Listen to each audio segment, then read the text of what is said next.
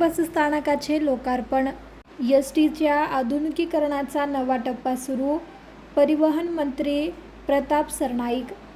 महाराष्ट्र राज्य मार्ग परिवहन महामंडळाच्या आधुनिकीकरण मोहिमेला आणखी एक महत्त्वाचा टप्पा गाठत मेहकर येथील नव्याने उभारण्यात आलेल्या अत्याधुनिक बसस्थानकाचे लोकार्पण परिवहन मंत्री तथा एसटी महामंडळाचे अध्यक्ष प्रताप सरनाईक यांच्या हस्ते करण्यात आले. यावेळी प्रवाशांना सुरक्षित, आधुनिक व दर्जेदार सुविधा उपलब्ध करून देण्यासाठी महामंडळ कटिबद्ध असल्याचे त्यांनी सांगितले.